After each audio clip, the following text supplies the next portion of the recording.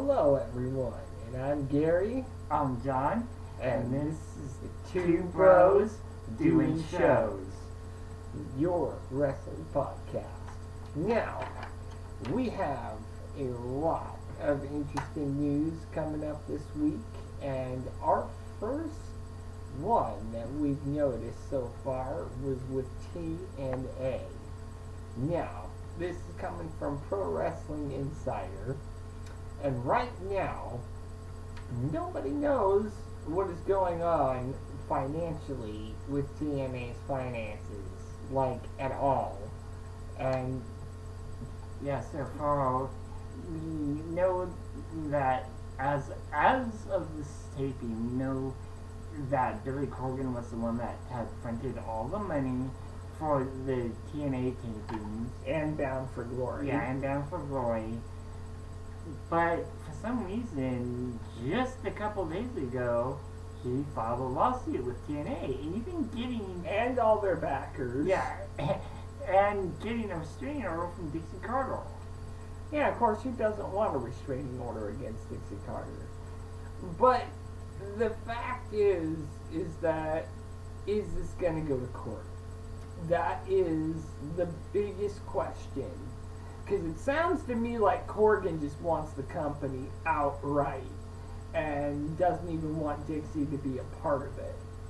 Now, is this going to be possible? Is this even a plausible idea? Do you think that that's going to happen? Well, we really don't know for sure whether or not, like, what's going on with this whole lawsuit. Like you said, we don't know if it's going to go to court or not. I think Billy Corgan does want the company fully because he wants to rebrand it. And with that, I mean, we've been seeing a whole lot of things go down lately with a lot of wrestlers going from TNA to Raw. Well, not just TNA. Not Raw, but just NXT. Yeah. And with all this going on, how much could TNA actually be worth at this point? And that's really the big question. And why a lot of us are wondering why Dixie Carter's holding out on Billy Corgan. I mean, if the guy wants the company, let him buy the company. Let him rebrand it.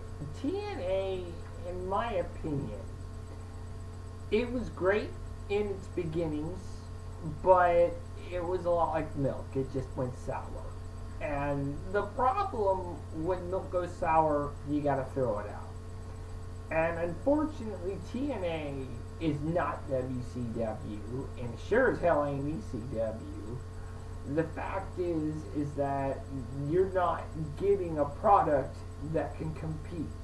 And I think that Corgan probably understands that and just wants to, throw out the plan along with the captain of the ship, take the ship over and fix the problems. Do we know if that's the case? I don't know.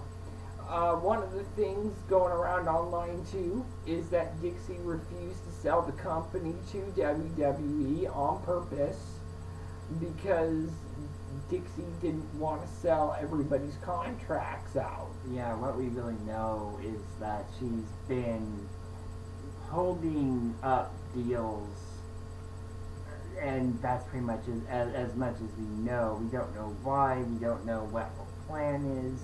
If she just wants a larger sum of money, or if... Which kind of goes back to the point of WWE saying, we're going to wait this out. Because more than likely what they're waiting out is whether Corgan's going to give her the money or she's just going to sell the company out, since she is right now technically the majority shareholder. Even though Billy Corgan is president of the company, which I find to be weird because that almost seems like president in name only with the way these two are going at it. all the companies that own this company in the next few weeks, maybe even days, are going to have to make a decision. Who do we want to follow? And is it going to be Corgan, who sat there and paid out of pocket for Bound for Glory? Or is it going to be Dixie Carter, a woman who can't even pull her head out of her ass? So, it's going to be very interesting in the next couple of months to see what happens to TNA. Speaking of TNA and those that were in TNA, we saw on NXT this week the introduction of the group Sanity. Now, nobody knew anything before this week what the hell Sanity was. It was just a bunch of random vignettes that were being shown, and then it would end with the word Sanity. But we've seen them. They are a group of 4 people, which You don't normally see staples like that these days. Yeah, we don't. The closest thing we got was the Wyatt family. And the Shield. And yeah. But that's not what's most surprising about Sanity. What's most surprising about Sanity is who the leader is. Eric Young. Yet again, another former TNA person going over to NXT. It's like we've been saying, the current NXT is the old TNA, which, as much as I hate to say it, the old TNA was very successful.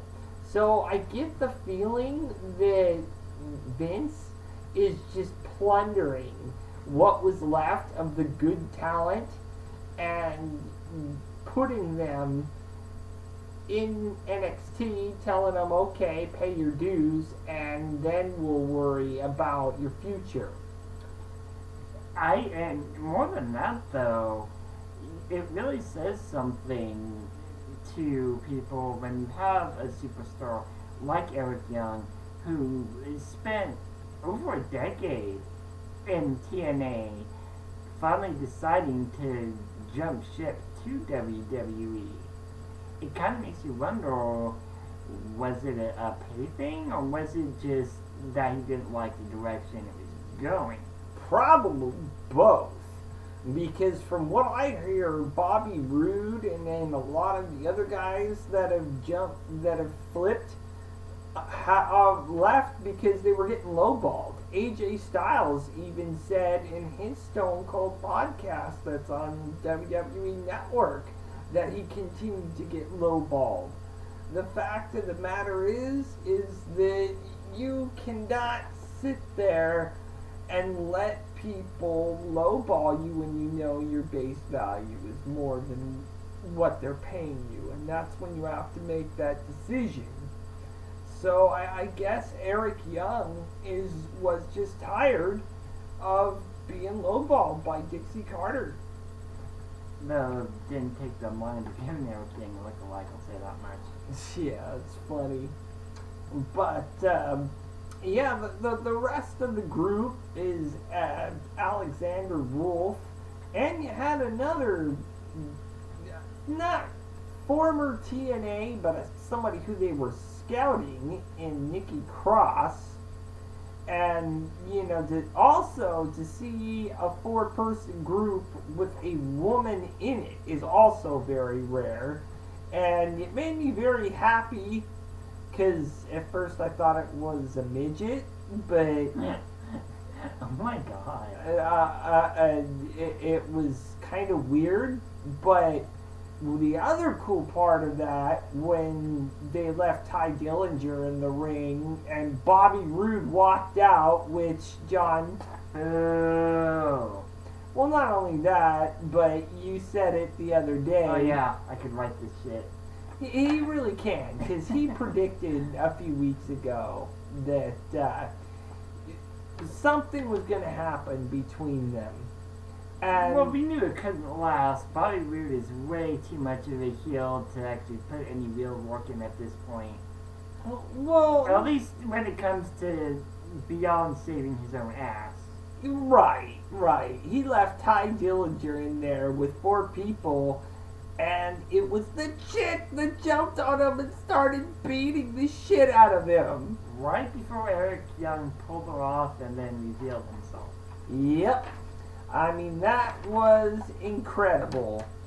So I have to say this much at least for Sanity. I'm looking forward to some big things with Sanity. That is going to be a fun group to watch on NXT. And it is about damn time to bring in some new people for NXT because it is getting lonely at the top and the upper card. I'll tell you that much. Speaking of tag teams, if I may intervene here for a second. Now, Kota Ibushi just recently lost his partner because he got injured. Yeah, Hideo Itami has yet another injury, and unfortunately this one's going to take him months to get over as well. I mean, just after getting over one injury, he gets hit with yet another injury. During the house show, no less. Yeah, this was at a house show. This was not during NXT. Unfortunately, now this has left a huge, big question because Kota Ibushi was originally meant to team with Hideo Itami in the Dusty Rhodes Tag Team Classic. Because of Hideo Itami not being there, there's a lot of rumors out there. Actually, we already know. Actually, we do. It's going to be Shinsuke Nakamura. Well, that is the rumor. Now, whether or not that is true is left to be decided by WWE in the end, ultimately. There have been no announcements by WWE stating who it's going to be. But there are heavy rumors that it will be Shinsuke Nakamura because they want an Asian presence in the tag team classic. And, you know, with Hideo out, who else are you going to go to? Now, this is also maybe why we're not seeing a title shot at NXT TakeOver Canada because that's where they're going to end the tournament. Also, December 8th is when the title is scheduled to have its next defense, which would be after NXT Canada and during an NXT taping. So, it is not beyond the realm of possibility that Shinsuke Nakamura could end up as his partner. It could also end up that Hideo sort of weighs his options and says, well, okay, maybe not. Maybe I'll just, come around next time. So it should be interesting to see what happens. Now, next thing, James Ellsworth is a very, very interesting guy. And I had to look this guy up because after what happened on SmackDown, especially with AJ Styles, I had to wonder, who was this guy? Well, on WWE television, he's actually had a number of different roles. Mm-hmm. He, got the crap beat out of him by Braun Strowman, where he, that's when people started getting Elseworth evil. Yeah, and John, what was the catchphrase that he came out with? His catchphrase was, as long as you have two hands, you got a fighting chance. Well, maybe not against Braun Strowman, but Well, apparently it wasn't AJ Styles. well, yeah, and that was only because why? You know, Dean Dean Ambrose. Ambrose decided to look at his cell phone and just be a total jerk, and then give him 2 dirty deeds, and then have Ellsworth cover him. So, there's more than this, though, because this guy, like you said, he's been around for a while. He was even a Rosebud Yeah, when it came to Adam Rose's little menagerie of people. yeah, and he also was a variety of people in NXT, but kind of played the jobber every time. So he has been working with WWE for a while, but to put him up against the W, and this is where you and I disagree. Okay, you want to put him against whoever you want, fine. But when you're putting a jobber up against the WWE champion, and then you're having the WWE champion lose, in my opinion, that devalues the championship. I don't care how long this jobber has worked for. I don't care what James Ellsworth has done outside of WWE. You know what? There are guys like Kevin Owens that had to work 15 years to get to WWE and had to work an additional year or 2 just to get to the NXT championship. Now Ellsworth wins 1 match and now he's getting a WWE title shot next week. Really? I'm sorry, but that to me is bullshit. And it's absolute and utter bullshit. And if you ask me right now, that is unfair to the entire roster of people on SmackDown who have been waiting to get a shot at that title. So I don't care what you want to do with some stupid jobber, but WWE has just wanted to job people out. You know, that's their backup plan. Let's just put in people that wrestle like shit so everyone else in our locker room is protected. Great plan, guys. Way to make a show way more interesting, because I gotta be honest with you, I didn't even want to bother watching that match because you already know what's going to happen. Either the jobber is going to get the crap beat out of him, or there's going to be some auspicious thing like Dean Ambrose being the ref, and that's how they're going to win. I mean, for crying out loud, he gave him 2 dirty deeds and he still felt the need to give him a fast count. Like, really? Like, is that really necessary after you just, K-Fab knocked the fucker out? So, I'll be honest, you know what, you want to work him up as a real person in NXT and make him legit. Don't just hand it to somebody. Because now you're going back 8 years and doing stupid shit again. Okay, so this is where I'm going to disagree with you. Personally, I think that this sort of brings... now, granted, I'll admit he is basically the new sort of Gilborg of WWE at current. But it's a bit different now. I think they're doing this more as sort of a lighthearted, anyone can wrestle kind of thing. And granted, they already kind of did that to better success with Kevin Owens, because up until James Ellsworth, Kevin Owens was the closest thing to an everyman kind of wrestler.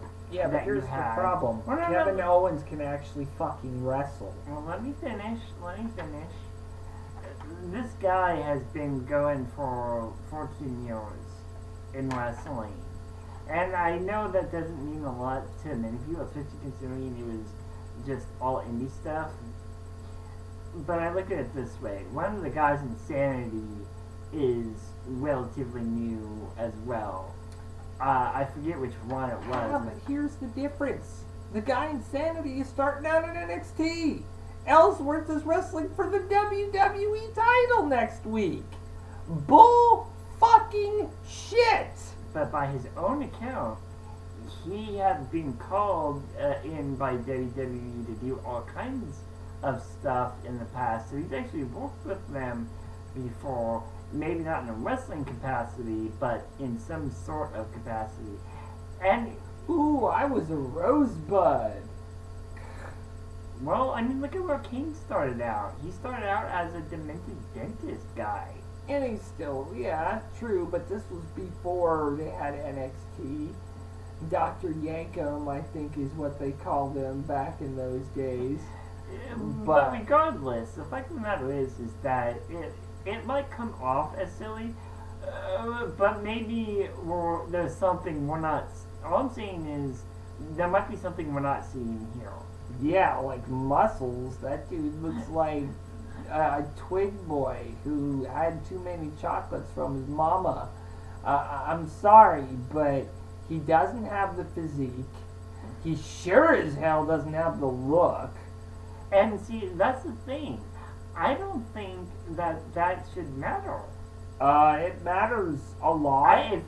Because here's the thing. He gave AJ Styles a nice little cold cock of a punch the other night. Which was the only offense we saw of him that whole night. Yeah, true. Well, no, he also was able to push AJ into a corner, although that didn't last long. Yeah, only because Dean Ambrose was going like 1, 2, 3, get it, you know, and just he held his hand through that whole match. I'm sorry, but I can't. Even as go to NXT, do your shit in NXT, pay your dues, and then try to make this sort of, you know, Jack Swagger rocket up your ass run. Because, no, you don't deserve that kind of attention for no apparent reason. Here's the inverse of that, and that is that even though he is getting attention now, this isn't going to last forever. And I think we can both tell that pretty easily, that this is simply a lighthearted gimmick for them to get more people into watching the WWE. And personally, this guy, I'm not sure how many people remember this, but there was this guy way back when from American Idol. I'm sure Gary might remember this a little bit, but he was this Asian dude that was just happy to be there and was really peppy and stuff, and you know what I'm saying, he was horrible, but managed to somehow still get CDs done and had all this thing, and then he just sort of disappeared. Because as fun as it was, it's not tenable to keep around. And this whole thing with James Elseworth... And there's your point. It's not tenable to keep around. Meaning, why are you bothering? Don't we want storylines that have actual validity? This whole James Ellsworth thing is stupid. Well, I wouldn't say it's stupid. It gives this guy a chance.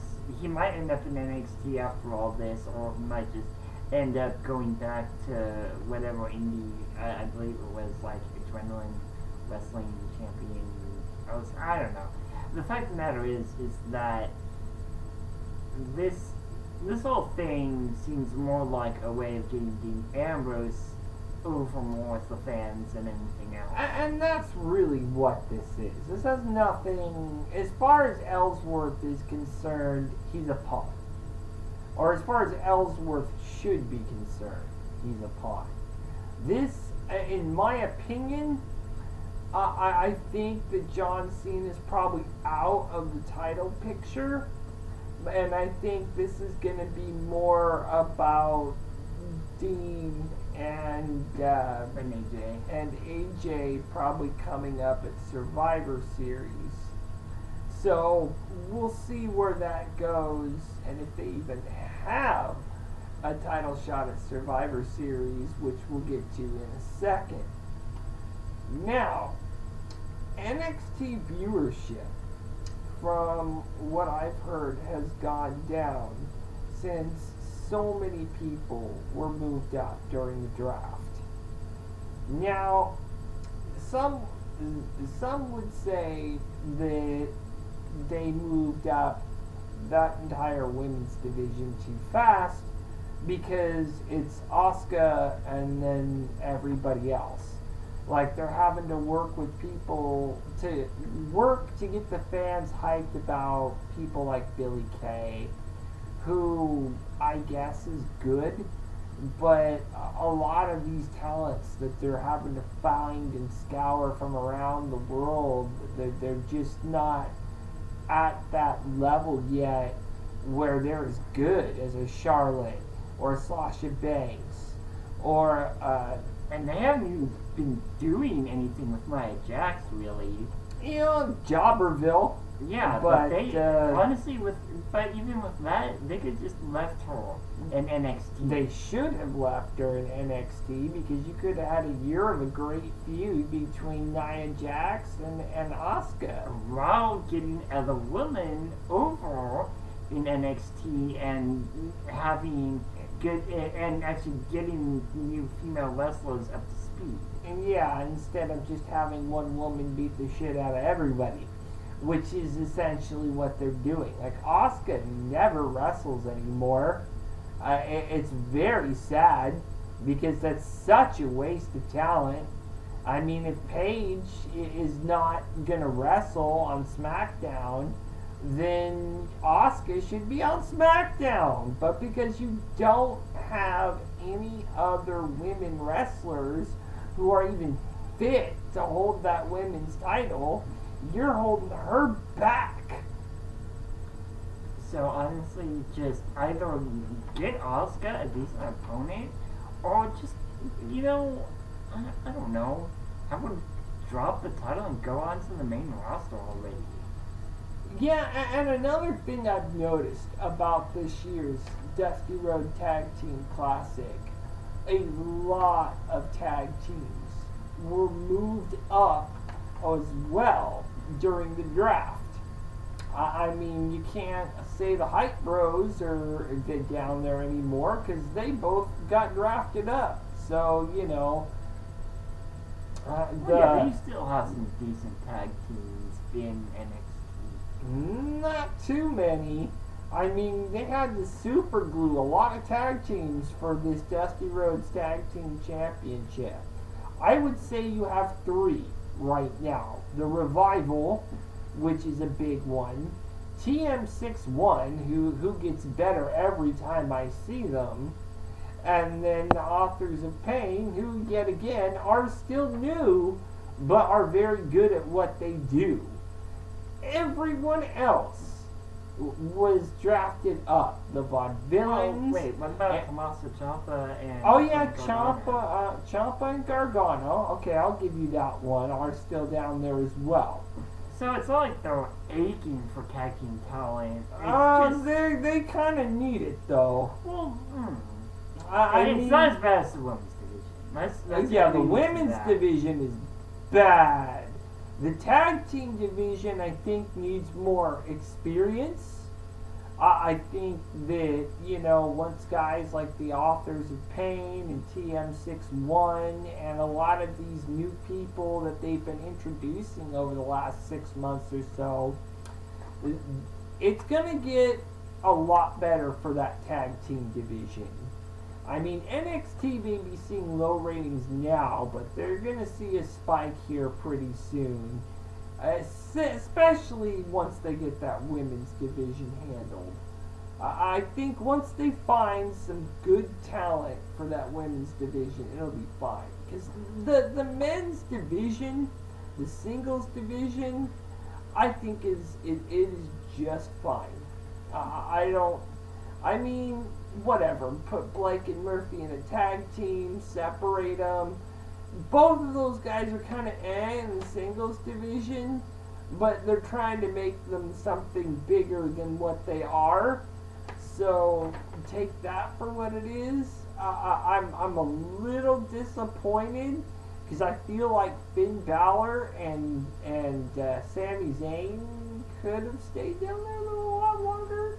It kind of felt the same way about Kevin Owens because he moved up really fast. I mean, he was still NXT champ and he was wrestling John Cena.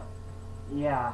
And so, maybe the idea here could be to, per se, have NXT share people with maybe SmackDown, considering as they need the talent. It's like Raw. They have a 3-hour show, and half of it is friggin' promos. It sucks. And it's gotten to the point where I can't even sit through an episode of Raw. It's like I'd rather watch the 90-minute version of it on Hulu. It's like, give me a break. A SmackDown is much more entertaining, yet they do not have the same caliber of talent. Raw is wasting their talent, while SmackDown is making the most out of what they have. So, honestly, if NXT is going to send people anywhere, it should be SmackDown, because SmackDown needs the talent. Raw would just waste their talent or not use them.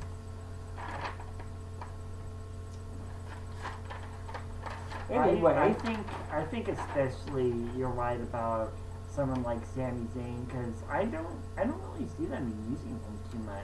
And they really don't. And it's the same thing with Neville. They had Sami Zayn and Neville as a tag team going up last week against Jericho or something like that.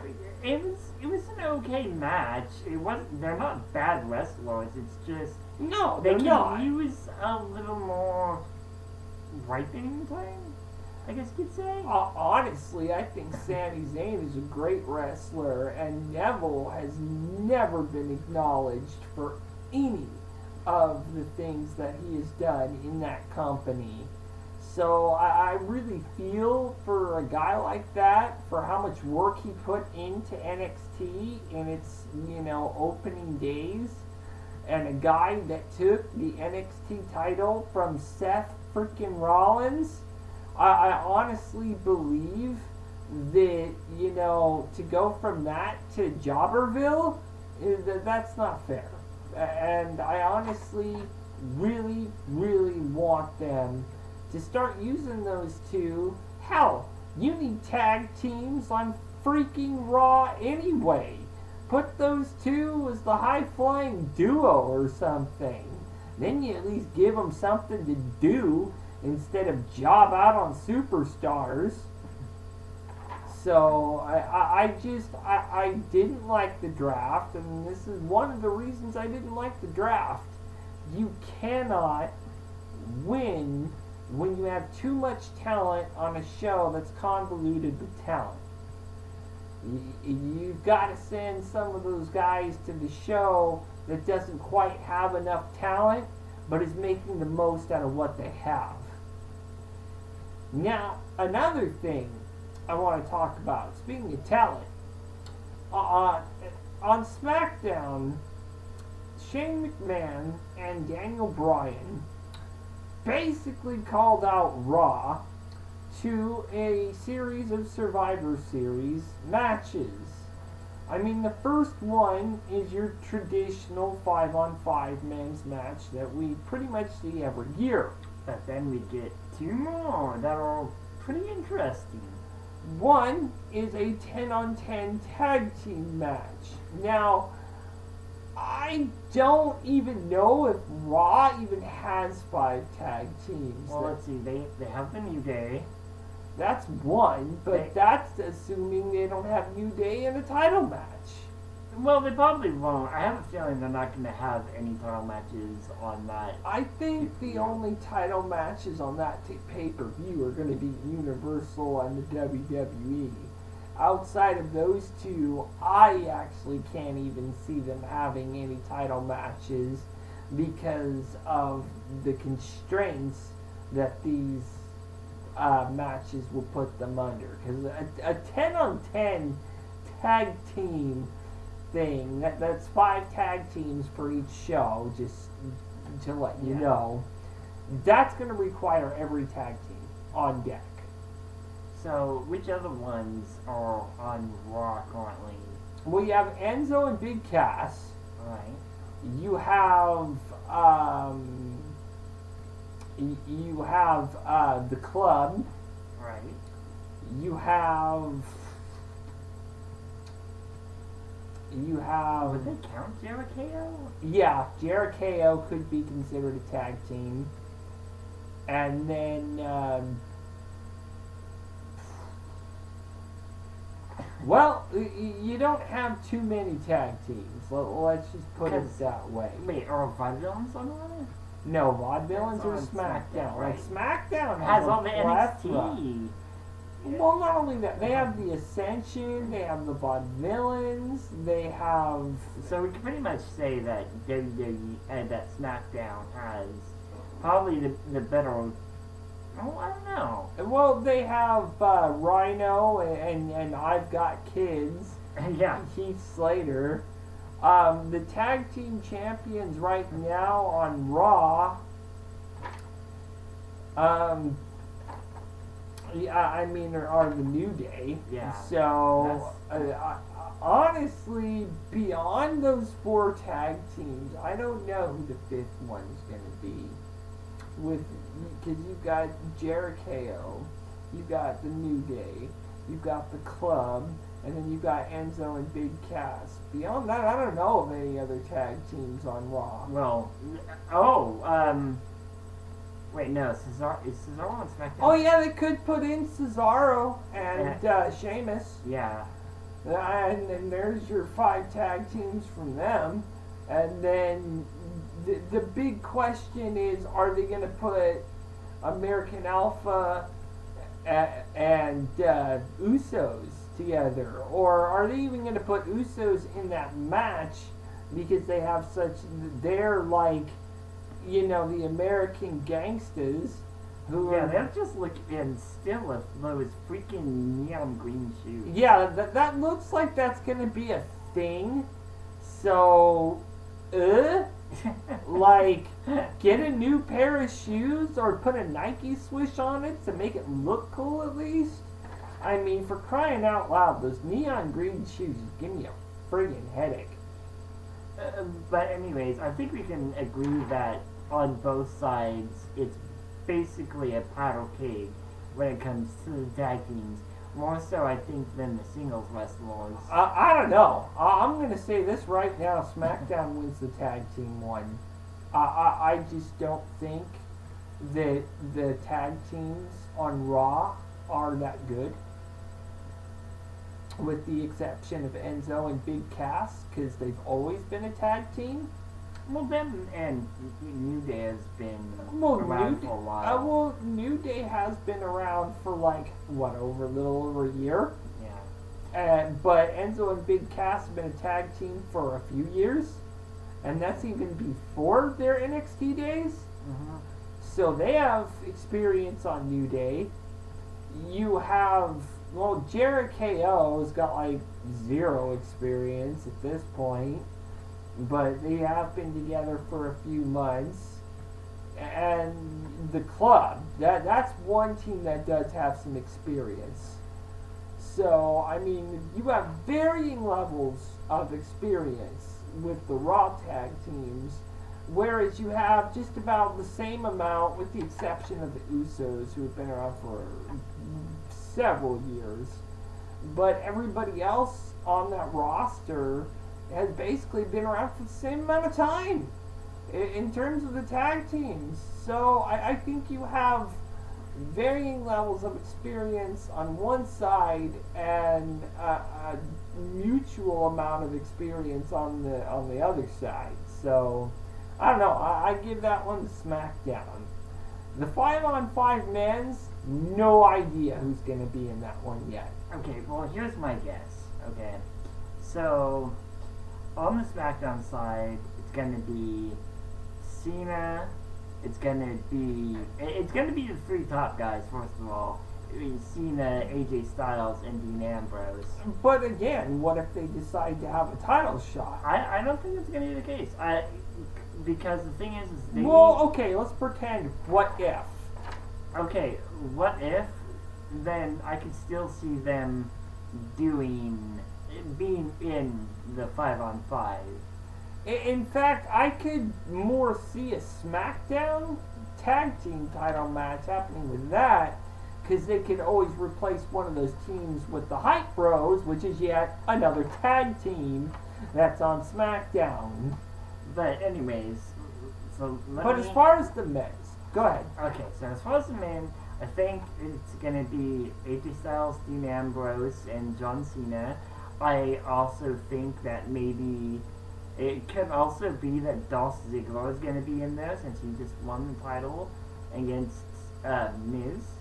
But what happens if Miz and Ziggler are both in there? Well, then what? Well, again, then we see a title cage and we see it as it explodes.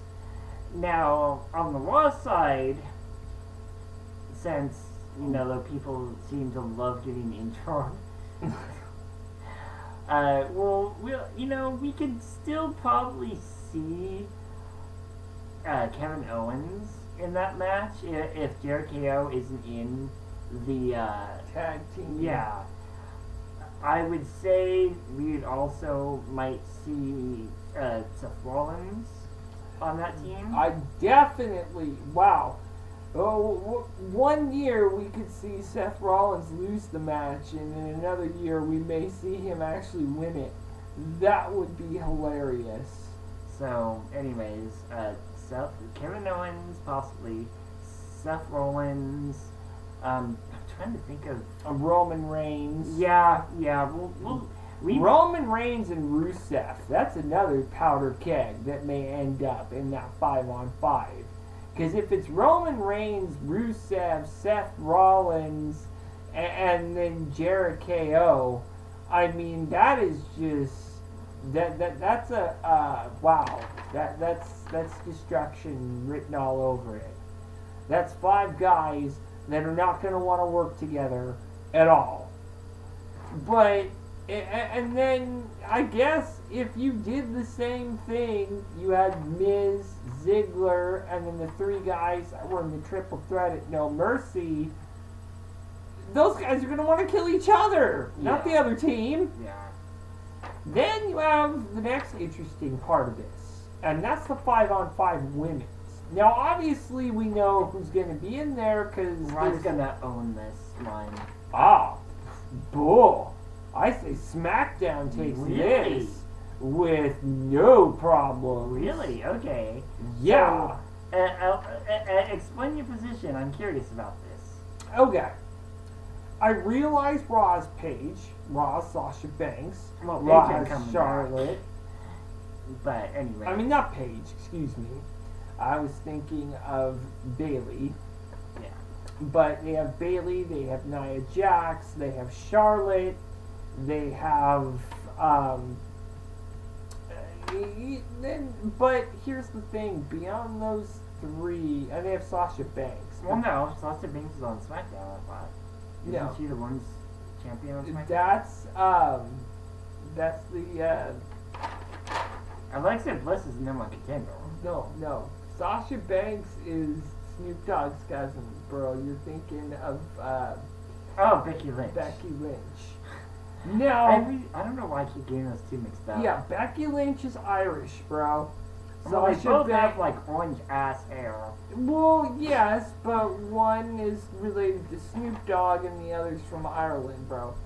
Anyway, the thing is that there's 4 good women on Raw. And I will not take anything away from those women at all. There are also a lot of good talent on SmackDown. You have Becky Lynch. Mm-hmm. You have Alexa Bliss.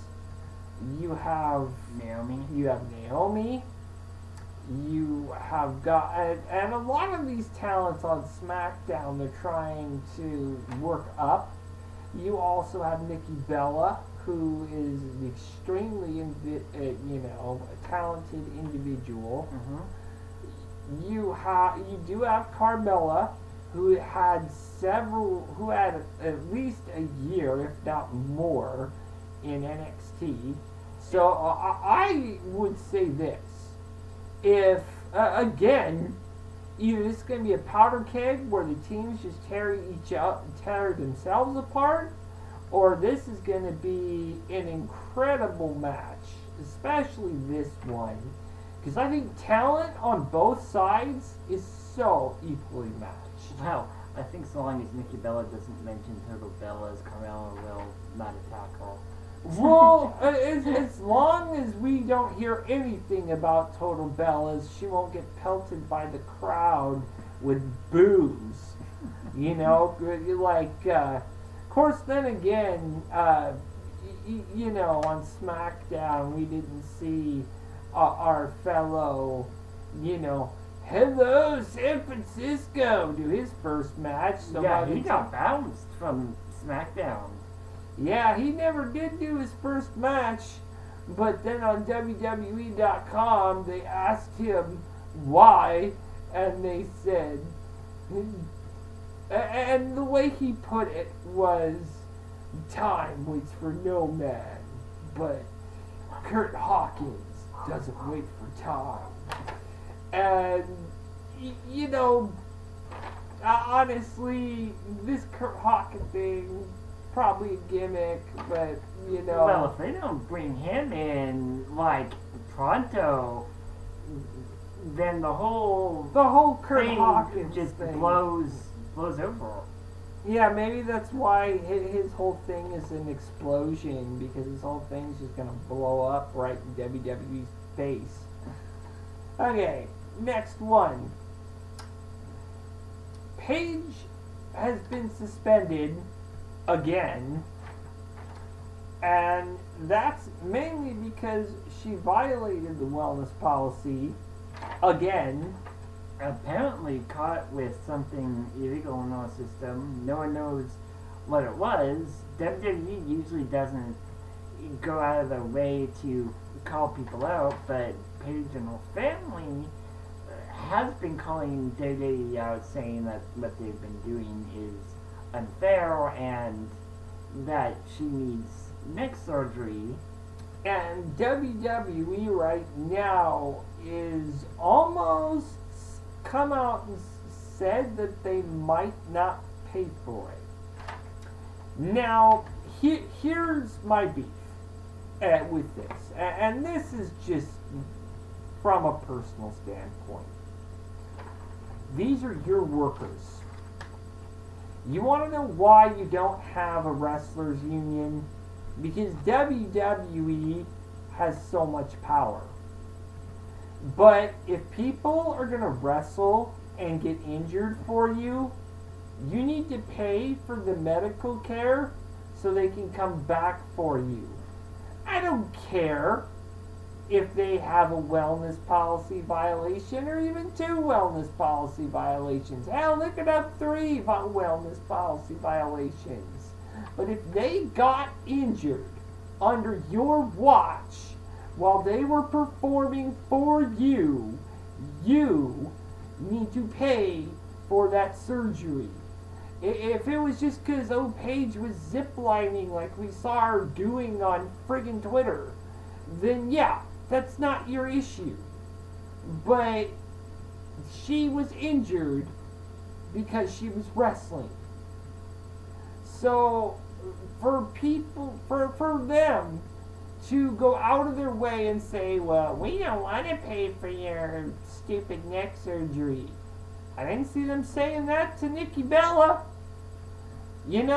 I'm gonna be honest. It's like Paige is not a reality TV show now, so they obviously they're done with her.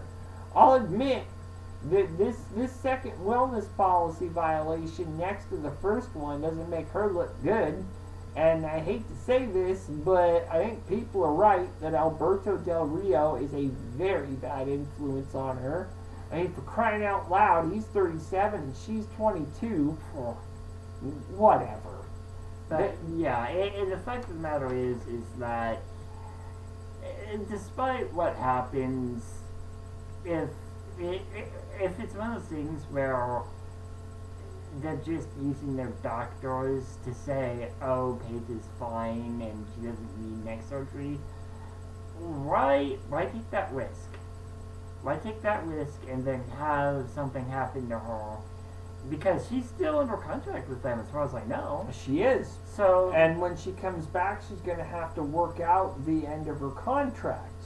Yeah. So why go through this now? Why go on this specific bridge, especially if she's going down a wrong road? You should be. I mean, hell, didn't they pay for Scott Hall? Pay for Scott Hall's rehab? Yeah, they did pay for Scott Hall's rehab. And he wasn't even wrestling with WWE. Not during that point. So it's like, I don't know, do what you have to do. Send her to DDP to do some yoga, have her do some open sessions with Scott Hall. Have Scott Hall tell her the dangers of doing God knows whatever she got busted for. I mean, there's a lot of rumors out there, but I'm not going to say anything here for fear of legal retribution or a cease and desist.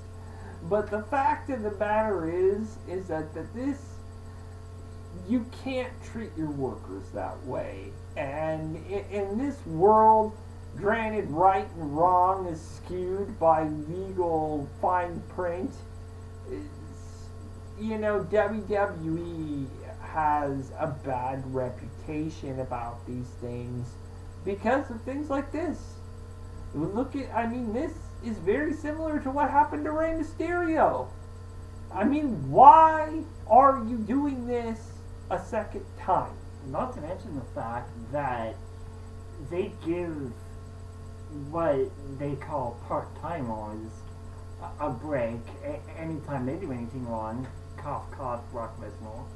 Yeah, and then that's another thing I want to bring up. You see, full-timers are drug tested on a monthly basis, and if they have anything in their system, it's 30-day violation. Yet Brock Lesnar, who sat there and was tested by the UFC for illegal substances and gets busted,